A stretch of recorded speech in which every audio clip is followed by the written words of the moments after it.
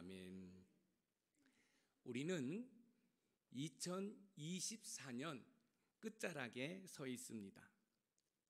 지금 우리 조국 대한민국은 마치 캄캄한 동굴에 갇혀 있는 것처럼 암울하기 그지없습니다.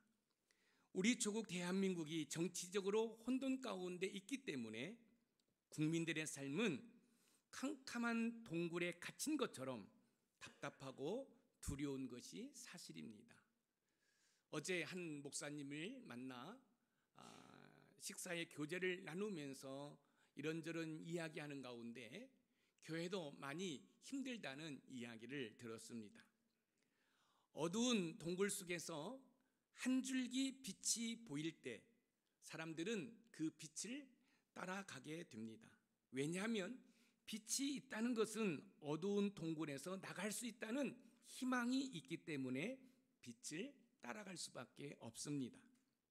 삶의 고난과 어둠 가운데 한 줄기 희망의 빛은 사람들을 움직이게 됩니다. 그렇죠?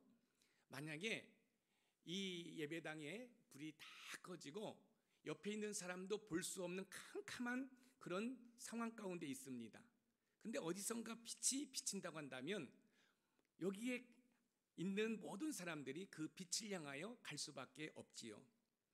오늘 본문에 보면 우리나라가 깊은 동굴에 갇혀 있는 것처럼 이스라엘도 캄캄한 동굴 안에 갇힌 것처럼 고통 가운데 있다는 사실을 이사야 선지자를 통해서 우리가 알 수 있습니다. 오늘 본문 이사야 9장 1절 처음에 보면 전에 고통받던 자들에게는 이라는 표현을 통해서 이스라엘 백성들이 얼마나 고통 가운데 있는지를 우리는 짐작할 수가 있습니다. 고통 가운데 있는 이스라엘 백성들에게 오늘 본문 이사야 9장 6절에 한 아이가 태어났다라고 이야기를 하고 있습니다. 이 아이는 이사야 7장 14절에서 예언한 아이입니다.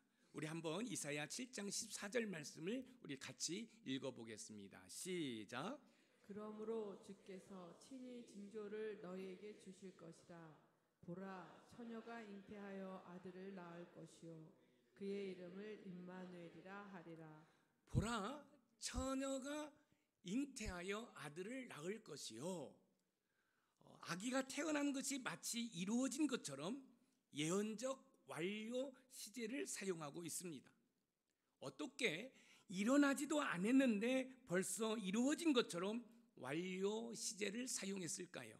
그것은 이미 일어난 일처럼 확실하기 때문에 그렇습니다. 그러니까요, 우리 아기 예수님이 이 땅에 오신 것이 어쩌다가 오신 것이 아니라 하나님의 창조 섭리 가운데 작정과 섭리 가운데 죄인된 인류를 구원하시기 위해서 아기 예수님을 보내주셨고 그 보내주신다는 그 예언이 여러분 뭐예요? 확언되게 증명이 되고 있는 것입니다. 이사야 선지자는 깊은 어둠 속에 갇혀있던 이스라엘 백성들에게 소망의 메시지를 전하고 있습니다. 그 어두움은 단순한 환경적 어둠이 아니라 영적 어두움에 갇혀있는 것입니다. 죄와 불순종으로 인해서 이스라엘 백성들은 심판과 절망의 늪에 빠져 있었습니다. 그러나 이사야 선지자는 오늘 본문 이사야 9장 6절을 통해서 놀라운 소식을 전하고 있습니다. 그것은 한 아기가 우리에게 낳고 한 아기를 우리에게 주신 바 되었다라는 것입니다. 이 아이가 누구인 줄 아십니까? 바로 평강의 왕으로 오신 예수 그리스도이십니다. 오늘 본문 이사야 9장 6절 말씀을 읽어보겠습니다. 시작. 이는 한 아기가 우리에게 낳고 한 아들을 우리에게 주신 바 되었는데 그의 어깨에는 정사를 메었고 그의 이름은 기묘자라 모사라 전능하신 하나님이라 영존하시는 아버지라 평강의 왕이라 할 것입니다. 이사야 선지자는 평강의 왕으로 오신 아기 예수님에 대해서 여러 가지로 지금 소개하고 있습니다. 그 어깨에는 정사를 메었고 이 정사는 뭐예요? 권세를 가지고 있다는 거예요. 한 아기가 태어났는데 그 한 아기에게는 권세가 있다는 거죠. 그 다음에 그의 이름은 기묘자라 모사라 전능하신 하나님이라, 영존하시는 아버지라, 평강의 왕이라는 거지요. 이사야 선지자가 평강의 왕으로 오신 아기 예수님을 소개한 것 중에 우리가 좀 눈여겨볼 말씀이 있습니다. 그것은 뭐냐면 기묘자라 모사라. 제가 설교를 통해서 제자훈련을 통해서 수차례 말씀을 드렸습니다. 이 기묘자라 모사라는 영어 성경어로 보면 원더풀 카운슬러예요. 훌륭한 상담자이십니다. 사랑하는 성도 여러분, 우리 아기 예수님은 이 땅에 훌륭한 상담자로 오신 줄 믿으시기 바랍니다. 평강의 왕이신 이 예수 그리스도께서 저와 여러분의 훌륭한 상담자로 오신 줄 믿으시기 바랍니다. 그럼 평강의 왕으로 오신 주님께서 어떤 이유로 오셨는지 본문을 통해 살펴보면서 하나님의 은혜를 나누어 보도록 하겠습니다. 첫 번째, 평강의 왕으로 오신 주님은 나의 영화로운 빛을 위해 오셨다는 것입니다. 평강의 왕으로 오신 주님은 내가 힘들고 어두움 가운데 있는데 나의 영화로운 빛을 위해 오셨다라고 이사야 선지자는 우리에게 가르쳐주고 있습니다. 오늘 본문 이사야 9장 1절에서 2절 말씀을 우리 같이 읽어보겠습니다. 시작. 전에 고통받던 자들에게는 흑암이 없으리로다. 옛적에는 여호와께서 스불론 땅과 납달리 땅이 멸시를 당하게 하셨더니 후에는 해변길과 요단 저쪽 이방의 갈릴리를 영화롭게 하셨느니라. 흑암에 행하던 백성이 큰 빛을 보고 사망의 그늘진 땅에 거주하던 자에게 빛이 비치도다. 여기 보세요. 전에 고통받던 자들에게는 흑암이 없어지리다. 여러분, 그게 고통의 먹구름이 사라지는 거지요. 이 스불론 땅과 납달리 땅이 멸시를 당하게 하셨더니, 그런데 영화롭게 하셨느니라. 여러분, 이 스불론 땅과 납달리 땅은 국경 접견 지역에 있습니다. 그러다 보니까 여러분 수시로 적들이 쳐들어와서 여러분 약탈해 가는 것이에요. 그러니까 이 스불론 땅과 납달리 땅이 멸시를 받은 것처럼 고통 가운데 있는 것이지요. 그런데 한 아기가 태어났습니다. 그런데 그 한 아기가 왜 태어났어요? 나의 영화로운 빛을 위해서, 그 어두움을 물리치기 위해서, 그 고통을 물리치기 위해서, 그 아픔을 물리치시기 위해서 한 아이가 태어났다라는 사실이에요. 여러분, 스불론 땅과 납달리 땅이 접견 지역이기 때문에 수시로 적들이 쳐들어오지요. 저와 여러분들이 마치 이 세상과 함께 살아갈 수밖에 없잖아요. 교회 안에서만 살아갈 수 없잖아요. 직장들이 세상에 있잖아요. 그러다 보니까 세상에서 이 모양 저 모양으로 찢기고 상한 삶을 살아갈 수밖에 없는 것이지요. 그런데 그렇게 찢기고 상한 그 어두운 삶 가운데 빛 대신 한 아기가 태어났습니다. 왜 태어났습니까? 그 어둠 가운데 있는 저와 여러분들에게 영화로운 빛이 되기 위해서 여러분 태어났다는 사실입니다. 할렐루야. 이사야 선지자는 그런 사실을 흑암에 행하던 백성이라고 말을 하고 있습니다. 여기서 흑암은 물리적인 어두움뿐만 아니라 영적 암흑 상태를 말하고 있습니다. 영적으로 암흑 상태에 있는 이스라엘 백성들에게 큰 빛이 되신 주님께서 오셔서 영화롭게 하셨다고 말씀하고 있습니다. 이스라엘은 아수르의 침략과 영적 타락으로 깊은 어둠 속에 있었습니다. 하지만 하나님께서는 어둠 속에 큰 빛을 보내주셨습니다. 이 빛은 단순한 물리적 구원이 아니라 영혼을 비추는 빛입니다. 이 빛이 바로 예수 그리스도인 줄 믿으시기 바랍니다. 우리는 삶 가운데 어떻게 하면 이 영화로운 빛을 경험할 수 있을까요? 삶 가운데 이 영화로운 빛을 경험하기 위해서는 어둠에서 떠나야 합니다. 왜냐하면 빛과 어두움은 공존할 수 없기 때문에 그렇습니다. 요한복음 8장 12절 말씀을 우리 읽어보겠습니다. 시작. 예수께서 또 말씀하여 이르시되 나는 세상의 빛이니 나를 따르는 자는 어둠에 다니지 아니하고 생명의 빛을 얻으리라. 나는 세상의 빛이니 평강의 왕으로 오신 아기 예수님은 세상의 빛으로 오셨다라는 거예요. 빛의 속성은 무엇입니까? 어둠을 밝히는 거지요. 저와 여러분들의 삶이 아무리 애쓰고 수고한다 할지라도 우리의 가정 공동체, 우리의 일터 공동체, 우리의 신앙 공동체에 어둠이 있을 수밖에 없어요. 이 어둠 가운데, 고통 가운데 씨름을 하지요. 그렇게 행복했던 가족들이 다툼과 갈등으로 얼룩져 있습니다. 또한 직장의 동료들끼리 서로 다투고 있습니다. 신앙의 공동체도 별 다를 바가 없지요. 지금 우리 조국 대한민국이 고통 가운데 있습니다. 그런데 이 고통 가운데, 이 흑암 가운데 빛 되신 아기 예수님이 오셨다는 사실입니다. 그래서 그 아기 예수님을 우리의 마음속에 모시고 살아갈 때 우리 가정 공동체의 어둠이 물러갈 줄 믿습니다. 여러분, 우리 일터 공동체의 어둠이 물러갈 줄 믿습니다. 우리의 신앙의 공동체의 어둠이 물러갈 줄 믿습니다. 우리 조국 대한민국의 어둠이 물러갈 줄 믿습니다. 빛의 속성은 어둠을 밝히는 것입니다. 이스라엘이 어둡고 고통 가운데 있을 때 평강의 왕이신 예수 그리스도께서 어둡고 고통스러운 이스라엘을 비추시기 위해서 영화로운 빛으로 우리에게 오셨습니다. 요한일서 1장 5절 말씀을 읽어봅니다. 시작.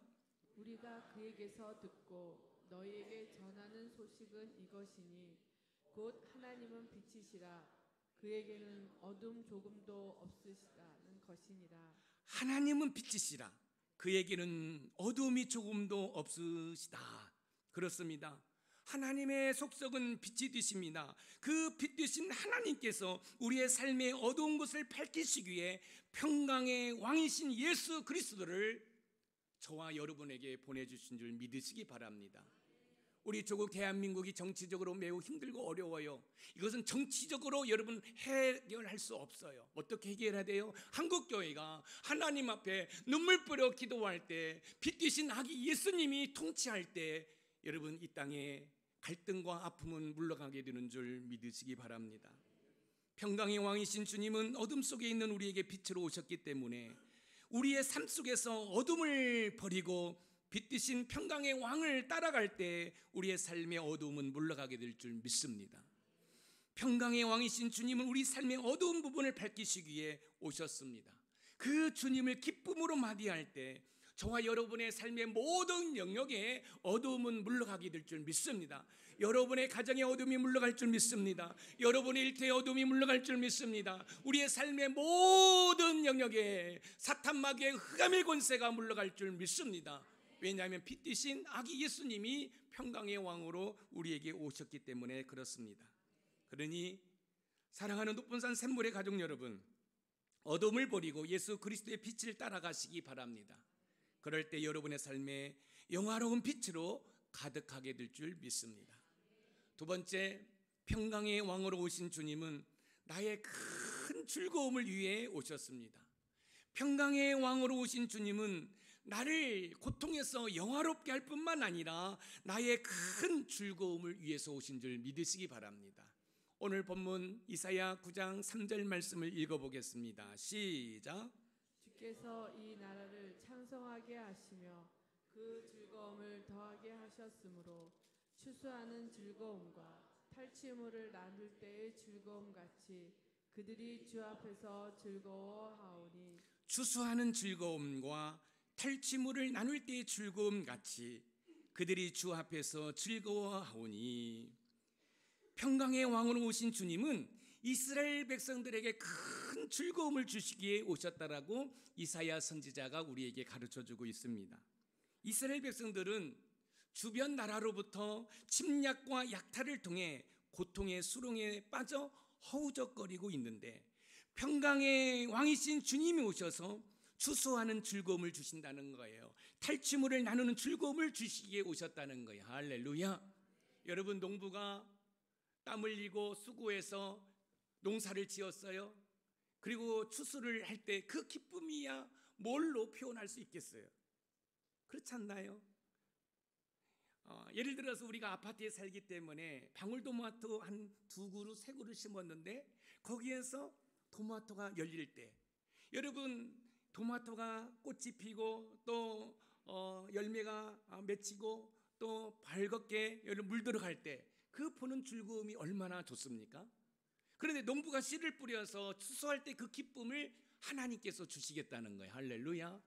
그리고 이 적들로부터 약탈을 당했는데 그 적들을 이김으로 말미암아 그들에게서 노획물을 여러분 뺏어와 가지고 그것을 나누는 기쁨을 주시겠다라고 말씀을 하고 있는 거예요.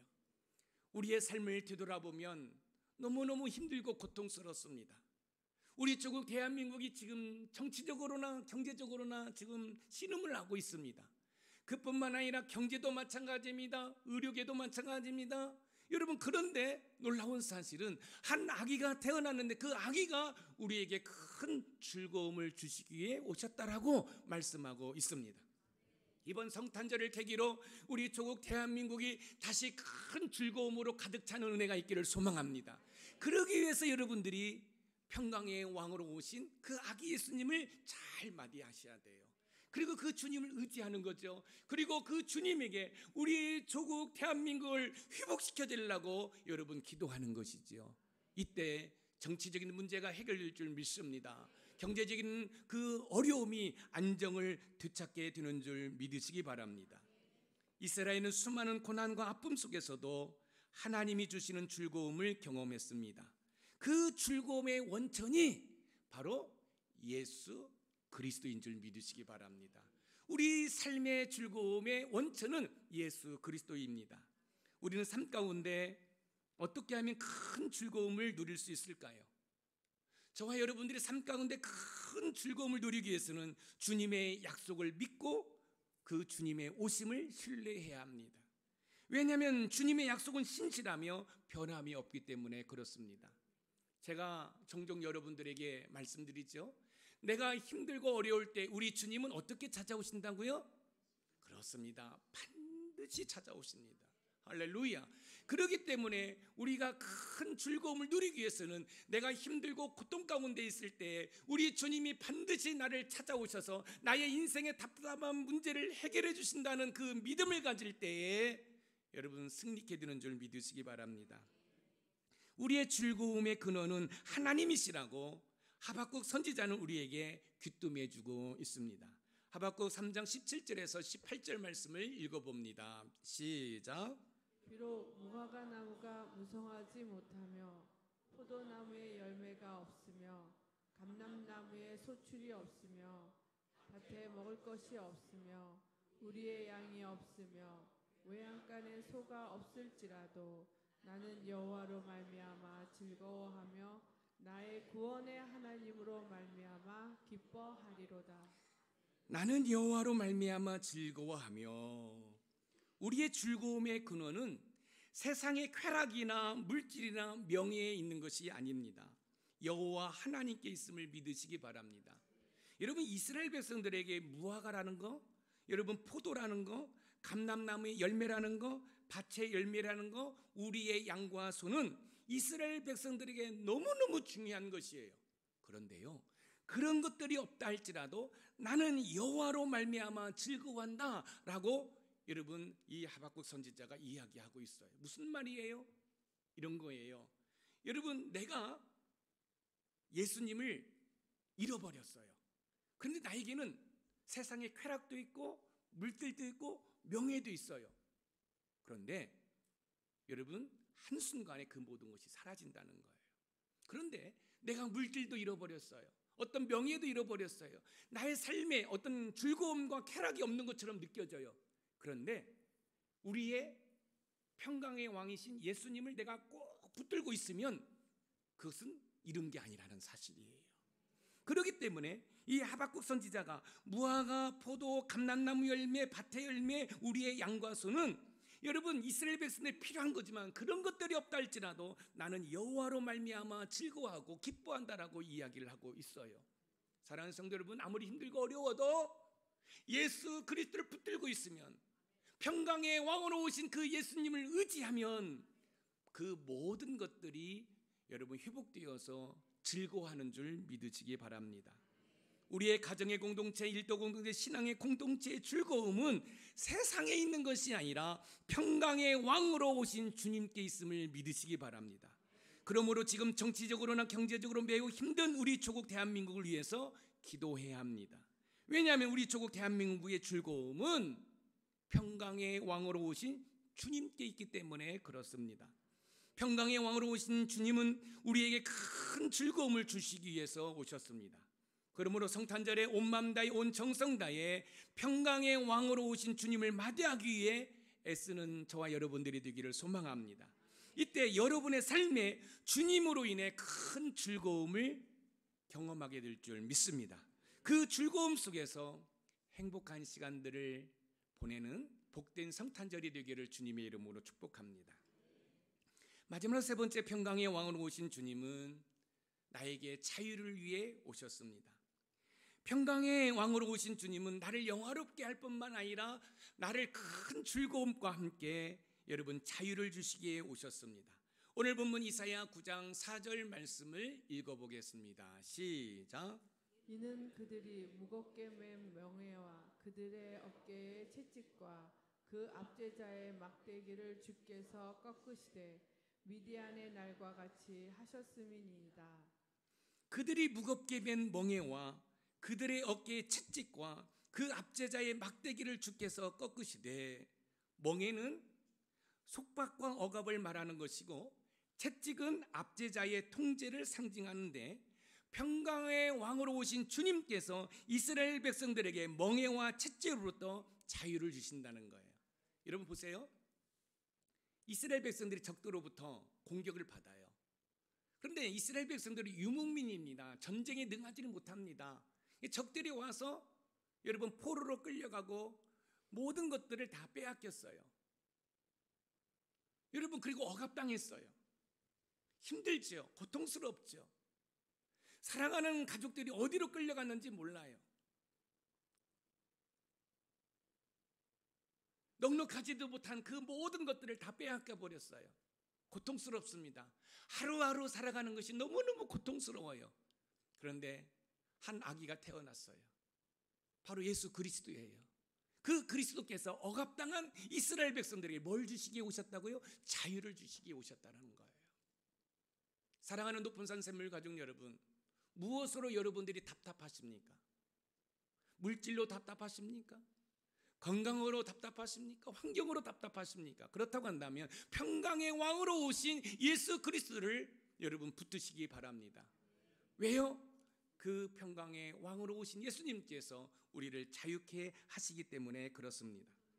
오늘 본문 1절에 스불론 땅과 납달리 땅은 접견지이기 때문에 적들이 수시로 쳐들어와서 공격하고 약탈해 가버렸습니다. 그들의 삶은 고통으로 얼룩져 있습니다. 그런데 평강의 왕으로 오신 주님께서 자유를 주시기 오셨다는 거예요. 할렐루야. 저와 여러분도 신앙생활을 하고 있지만 세상 속에서 살기 때문에 마치 스불론 땅과 납달리 땅처럼 세상으로부터 공격을 당하고 있습니다. 사단 마귀로부터 고통을 당하고 있습니다. 그런데 놀라운 것은 평강의 왕으로 오신 주님께서 나의 자유를 위해 오셨다는 사실입니다.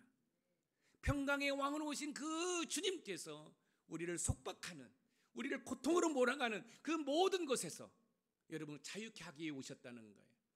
혹시 건강으로 여러분 고통 가운데 있습니까? 평강의 왕으로 오신 그 주님께서 여러분을 자유케 하기 위해서 오신 줄 믿으시기 바랍니다. 물질로 여러분 속박을 당하고 어려움 가운데 있습니까?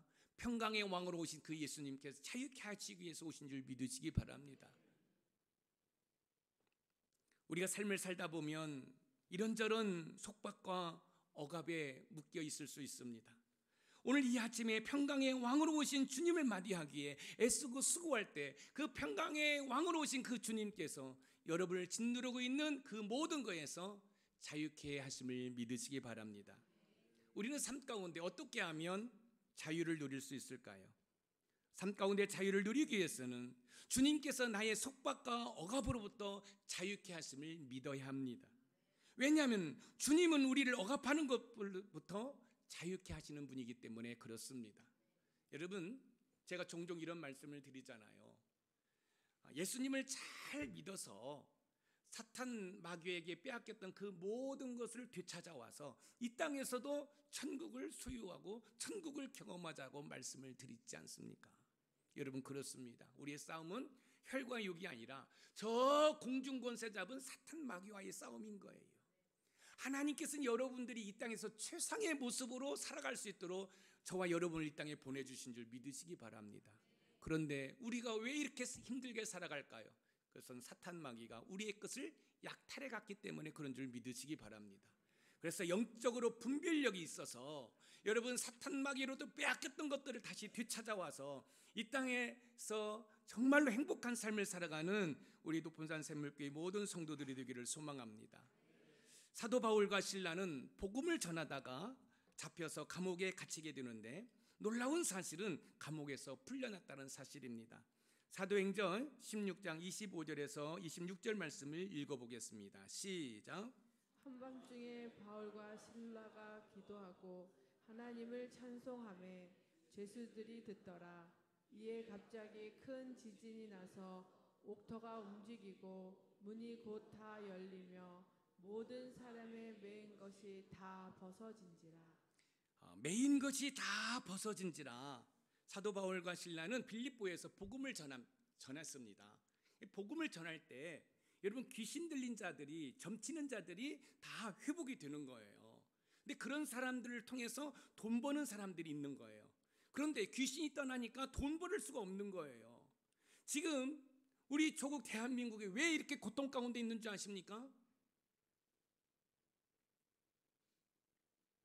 교회 때문에 그래요. 많은 정치인들이 무속인을 찾아가서 자신들의 미래를 점치고 있습니다. 쿠데타를 하면 성공할 수 있을까? 계엄령을 선포하면 성공할 수 있을까? 왜 그럴까요? 왜 많은 사람들이 귀신을 추앙하는 점쟁이들을 찾아갈까요? 교회가 교회다움을 잃어버렸기 때문에 그런 것입니다. 우리나라 조국 대한민국이 회복되기 위해서는 한국교회가 다시 회개하고 돌이켜야 합니다. 여러분, 정치인들이 목사들을 찾아왔어요. 그리고 기도받았어요. 그리고 국회의원들 가운데 많은 사람들이 여러분 크리스찬이라고 이야기는 하고, 아니, 이야기하는 게 떠들고 다녀요. 왜요? 표 얻으려고. 그런데 과연 정말로 그곳에 크리스찬들이 있을까요? 없어요.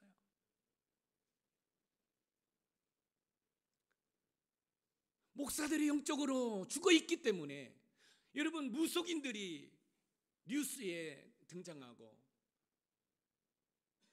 인터넷 뉴스를 도배하고 있어요. 사랑하는 우리 높은산 샘물교회 모든 성도 여러분들이요, 영적으로 깨어있는 은혜가 있기를 소망합니다. 영적인 분별력이 있으시기를 소망합니다. 예전에는 정치인들이요, 목사를 찾아와서 목사들에게 안수기도 받았어요. 그런데 무속인들을 쫓아다녀요. 바울과 실라가 복음을 전하니까 귀신이 떠나요. 귀신이 떠나니까 그들의 수입이 없는 거죠. 그래서 이제 이 바울과 실라를 감옥에 쳐넣습니다. 여러분, 쇠사슬에 묶여 있습니다. 그리고 이 감옥 밖에는 병사들이 지키고 있어요.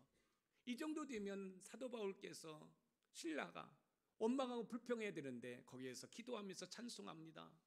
놀라운 사실은 찬송할 때 여러분, 지진 같은 것이 일어나면서 옥문이 열리고 이 결박했던 쇠사슬이 끊깁니다. 여기 보세요. 매인 것이 다 벗어진지라. 할렐루야. 사랑하는 성도 여러분, 무엇으로 묶여 있습니까? 물질로 묶여 있습니까? 건강으로 묶여 있습니까? 뭘로 묶여 있습니까? 평강의 왕으로 오신 아기 예수님을 여러분의 심령 가운데 잘 모시기를 바랍니다. 그럴 때 매인 것이 다 벗어지는 은혜가 생기는 줄 믿으시기 바랍니다. 삶을 추구하다 보면 이런저런 것들로 우리가 묶임을 당할 때가 있습니다. 이때 우리의 묶인 것을 풀어주실 분은 평강의 왕으로 오신 아기 예수님이라는 사실을 기억하시기 바랍니다. 지금 무엇으로 묶여 힘들고 고통 가운데 있습니까? 평강의 왕으로 오신 주님을 기쁨과 감사함으로 맞이하시기 바랍니다. 평강의 왕으로 오신 주님께서 우리를 묶고 있는 것들로부터 자유케 하심을 믿으시기 바랍니다. 오늘 본문은 성탄절에 평강의 왕으로 오신 주님을 어떻게 맞이하면 좋을지 교훈을 하고 있습니다. 평강의 왕으로 오신 주님을 즐거움과 감사함으로 맞이한다는 것이 주의 성품을 가지고 있는 저와 여러분들에게는 힘들어요. 왜요? 저와 여러분들의 생각과 마음은 죄로 가득 차 있기 때문에 그렇습니다. 그렇기 때문에 평강의 왕으로 오신 그 주님을 기쁨과 즐거움으로 맞이한다는 게 쉽지가 않아요. 지금 이렇게 예배를 드리고 있음에도 불구하고 우리의 생각과 마음은 또 다른 곳에 있을 수 있어요. 그런데요, 지금도 하나님의 우편 보좌에서 저와 여러분들을 위해서 중보기도 하고 계시고 우리의 심령 가운데 우리를 도와주신 성령 하나님을 의지한다고 한다면 평강의 왕으로 오신 그 아기 예수님을 기쁨과 즐거움으로 맞이할 수 있음을 믿으시기 바랍니다. 평강의 왕으로 오신 주님을 즐거움과 기쁨으로 맞이해 우리 삶의 영화로운 빛과 큰 즐거움과 그리고 진정한 자유를 누리시기를 주님의 이름으로 축복합니다. 오늘 말씀의 키워드입니다. 우리 같이 한번 읽어봅니다. 시작. 평강의 왕으로 오신 주님은 나의 영화로운 빛을 위해 오셨을 뿐만 아니라 나의 큰 즐거움과 자유를 위해 오셨다. 평강의 왕으로 오신 주님은 나를 영화롭게 하기 위해서 오셨습니다.